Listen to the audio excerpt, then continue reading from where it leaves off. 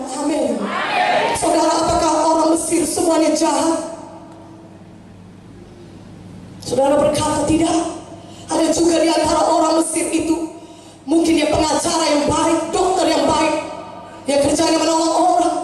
Tetapi karena tidak ada darah anak domba itu, mereka mengalami kematian. Apakah orang Israel semuanya baik? Tidak semuanya orang Israel baik, saudara. Ada juga di antara mereka yang tidak begitu baik hidupnya.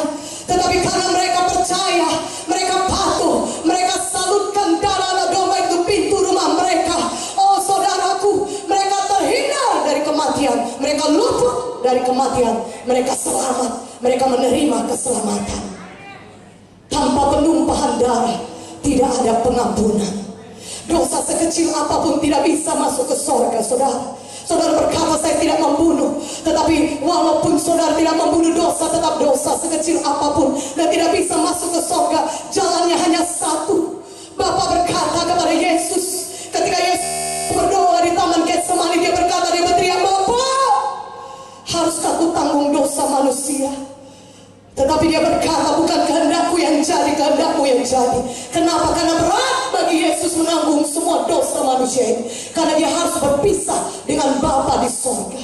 Yesus tidak pernah berpisah dengan Bapa di sorga, tetapi dia menanggungkan perpisahan itu dengan Bapa di sorga. Kenapa? Karena dia mengasihi saudara dan saya. Dia mau menanggung dosa saudara, supaya saudara tidak perlu lagi menanggungnya. Yesus substitusi kita. Yesus ganti kita. Upah dosa dalam maut. Seharusnya kita yang dihukum karena dosa-dosa kita, saudara. Seharusnya kita yang dicambuki karena dosa kita. Kita tidak layak masuk ke dalam kerajaan sorga.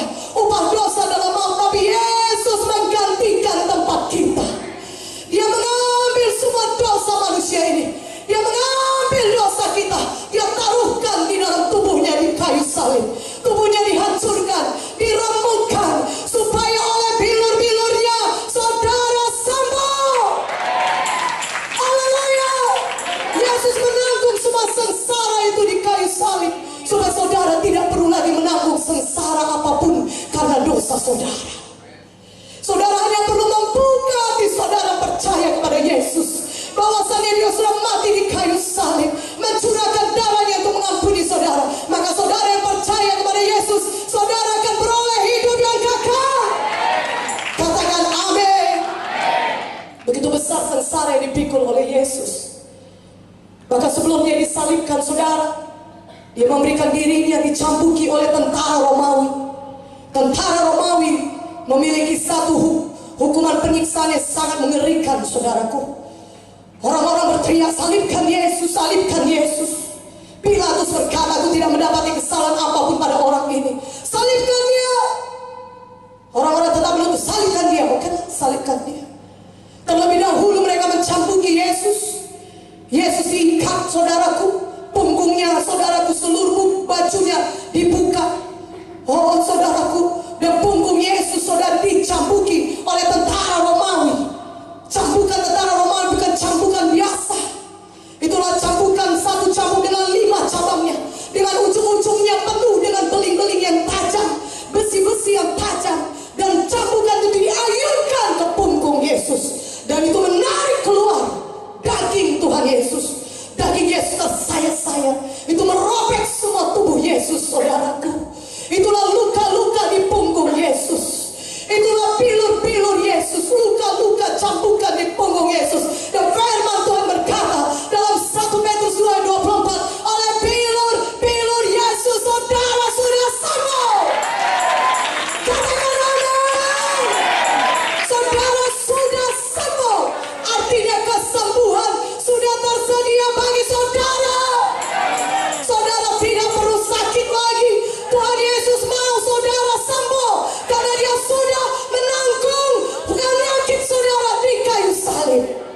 Tuhan Yesus mau saudara sembuh, karena dia sudah berpilur-pilur supaya saudara sembuh. Karena itu saudara percayai firman Tuhan pada hari ini, sehingga saudara yang sakit pada malam ini juga saudara bisa mengalami kesembuhan saudara. Karena semua penyakit saudara sudah selesai ditanggung oleh Yesus di kayu salib. Katakan amin. Yang sukacita, katakan amin. Yang percaya dia bisa sembuh, sudah sembuh oleh pil Yesus, katakan amin. Saudara yang sakit, coba angkat tangan saudara. Berapa orang saudara yang sakit? Siapa yang mau sembuh? Coba angkat tangan saudara yang mau sembuh. Haleluya. Mari katakan sama-sama oleh pil Yesus, saya sudah sembuh. Terima kasih Tuhan. Saya terima kesembuhan di dalam nama Yesus.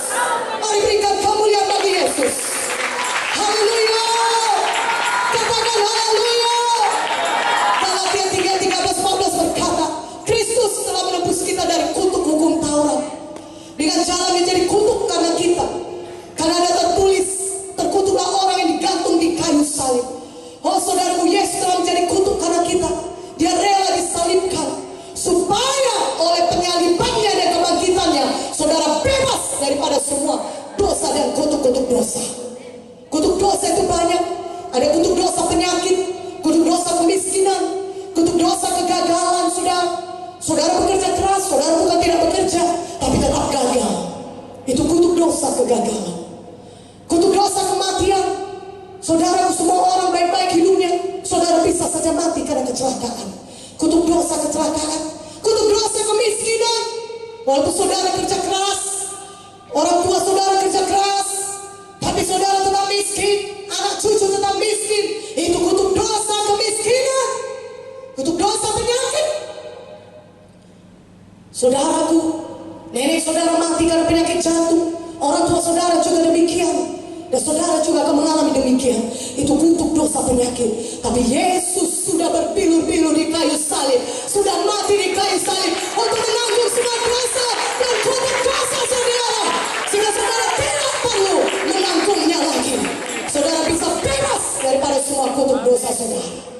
Katakan haleluya.